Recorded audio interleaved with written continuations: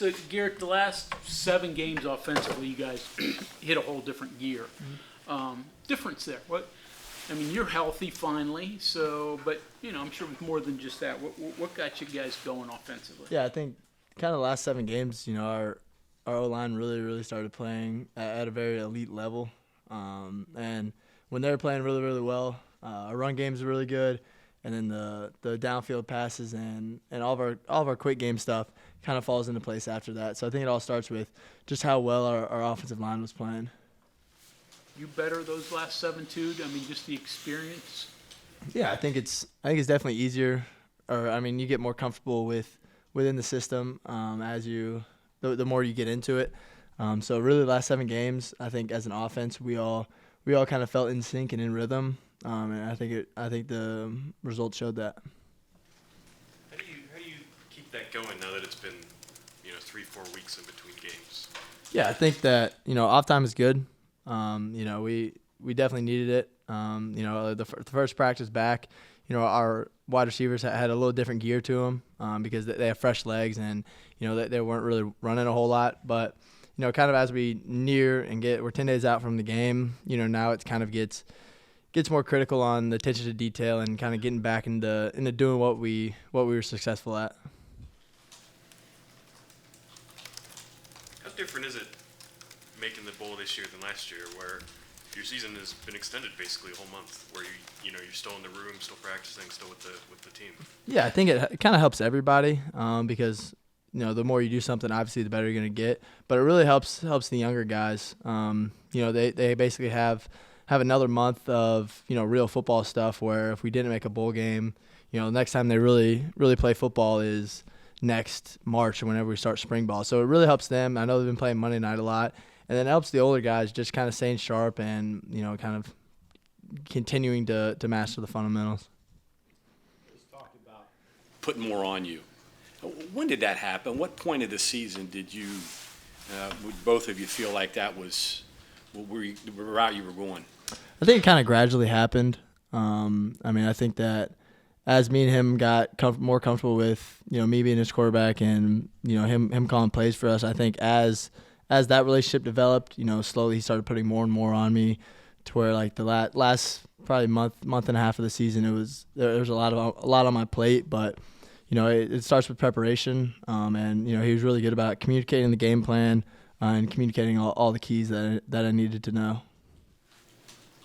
Go through the development of young receivers. I mean, even Hudson, redshirt, but yeah. Still, did you see growth from them from day one through now? Yeah, I think kind of Hudson, even last year in Monday Night Football, he would make these wild, like, one-handed catches, and so you always knew that the talent was there.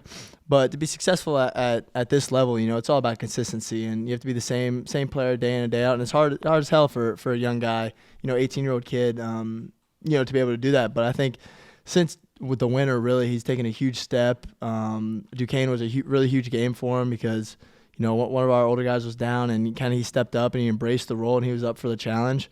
And then kind of as the season went on, he would always step up. Even he had a third down, or he had a big catch in the Baylor game. That was a hell of a play. So he's just continuing to grow and continuing to get better. And then Traylon Ray, I think he's going to be one of the best wide receivers in the country. He's so young, he's so raw, but his ball skills are that good. And then, Rodney Gallagher, he's got some stuff to work on, but he's getting stronger. And he's going to be a hell of a player here. A little bit what you're talking about now, though, is your offense really clicks as this year goes by. You guys find a chemistry. You're the starter for the first time as a full-time guy this year. How important is it that next year you're going to be back, and not only that, but Traylon Ray, Rodney, Jaheim, they're all locked up to be back as well. It's really almost the first time under Brown you're going to have really the same core back again with a whole offseason to not have a competition. These are the people. Yeah. How important is that for that maturation and what we could see next year? Yeah, it's super important. Just for me to get a full off season with those guys. We'll throw hundreds of times within kind of January all the way to fall camp or the first game. So it's super important to where eventually we'll get to the point where I could probably close my eyes and I can know exactly where they're going to be, when they're going to be there, because that's all a pass game is just being where you're supposed to be and on time. playing in an era where people follow the money and portal opens and it fills right up and likes. You, on the other hand, said, I'm 1,000% coming back next year. What is it about you and here that mesh, that outside stuff that you didn't want to bother with the influence of it? Yeah, I think the fabric of the state was, blue collar and, workman's mentality. And there's a lot of parallels between that and then, my last name, the Greene family. There's a whole lot of parallels.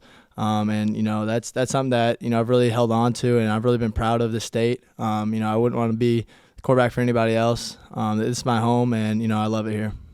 You've been really good at the end of halves, end of games.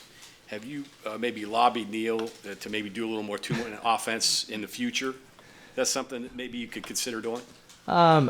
Maybe, but we'll have to wait till the off season and when we really look at all the tape and study that. But he calls the plays and I run them. Why has it been? You're kind of a read and react guy. Why is that? Where does that come from? Where have you? How's that developed in your game? Yeah, I think the best players, they're able to process information quickly and make fast decisions.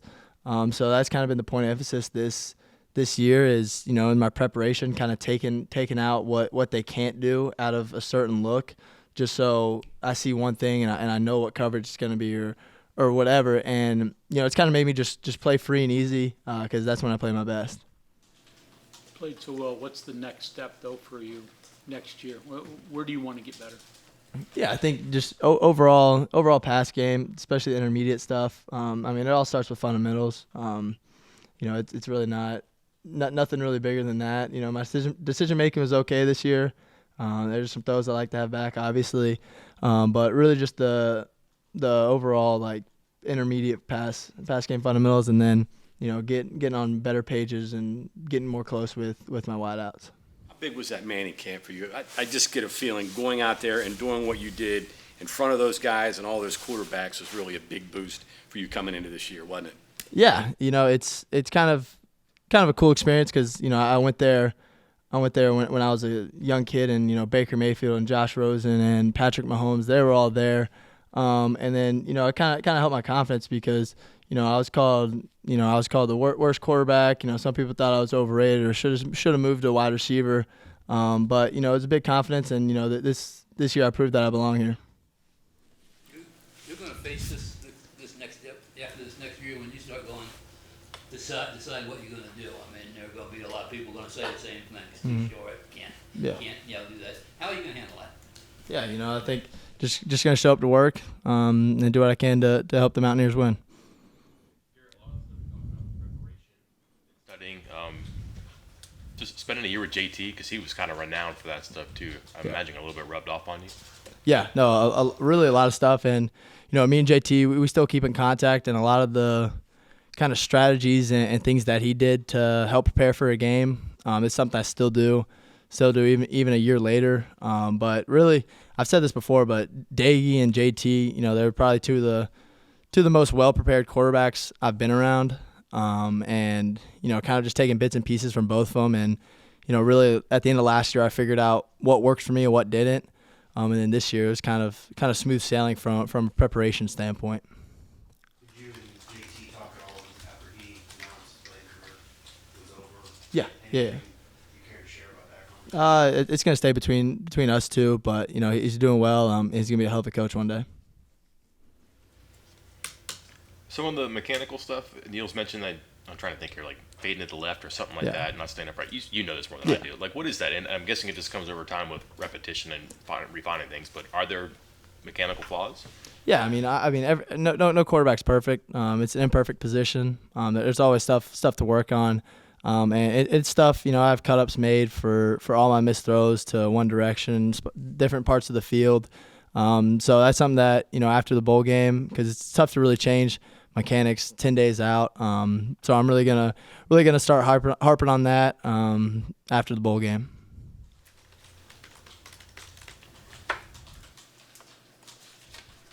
Okay, anything else? All right, thank you very much. All right, thank you guys.